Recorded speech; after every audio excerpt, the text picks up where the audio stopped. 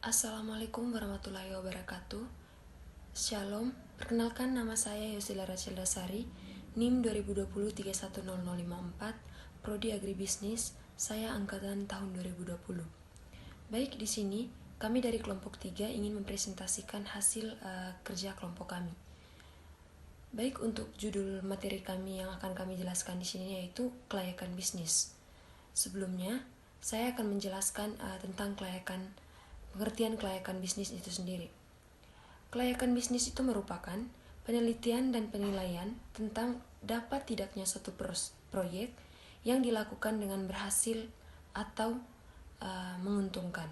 Baik, untuk pengertian menguntungkan, berhasil atau layak, ada yang menafsirkan dalam arti sempit atau arti luas.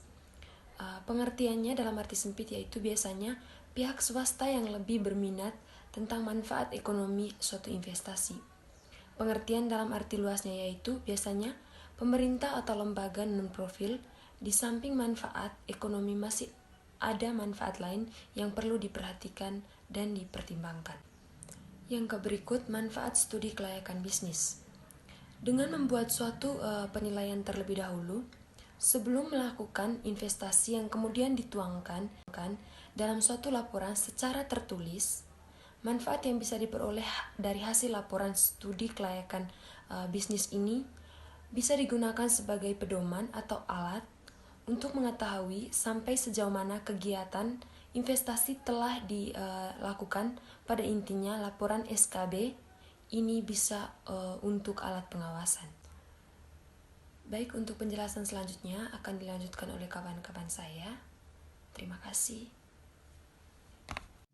Nah, di sini saya akan menjelaskan tujuan kelayakan bisnis.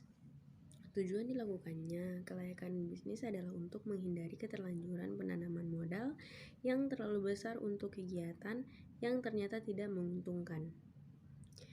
Perlu kita ketahui, suatu proyek investasi pada umumnya memerlukan dana yang cukup besar dan mempengaruhi perusahaan dalam jangka panjang karena perlu diadakan suatu studi atau penelitian dan penilaian sebelumnya.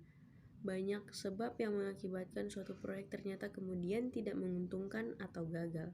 Sebab itu bisa berwujud kesalahan perencanaan, kesalahan analisa pasar, kesalahan dalam memprediksi bahan baku, kesalahan merekrut tenaga kerja. Berikut saya akan membahas tentang lembaga-lembaga yang memerlukan studi kelayakan bisnis. Yang pertama ada investor. Mengapa memerlukan investor?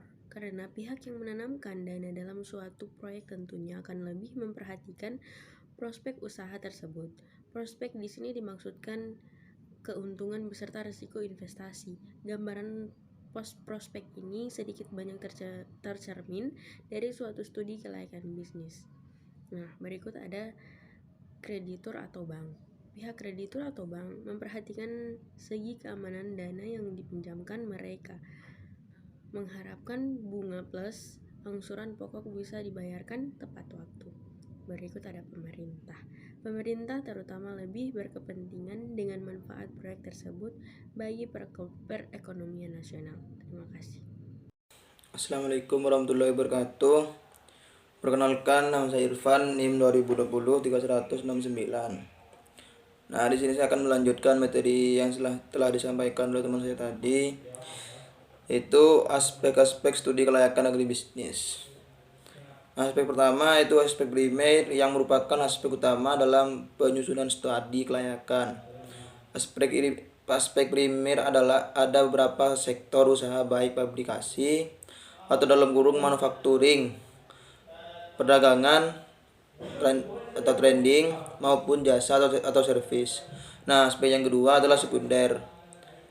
Aspek ini merupakan aspek pelengkap yang disusun berdasarkan permintaan instansi atau lembaga yang terkait dengan objek studi. Misalnya aspek analisis mengenai dampak lingkungan. Nah, aspek yang ketiga, aspek tersier. Aspek tersier ini merupakan aspek yang juga dapat menjadi pertimbangan dalam studi kelayakan karena secara tidak langsung dapat memengaruhi kegiatan bisnis, yaitu aspek politik. Nah, selanjutnya adalah fungsi manajemen atau disingkat dalam POAK. Nah, di sini itu adalah singkatan daripada P itu planning, O itu organizing, A itu actuating, dan C itu adalah controlling. Mungkin hanya itu yang bisa saya sampaikan, kurang lebihnya mohon maaf. Assalamualaikum warahmatullahi wabarakatuh.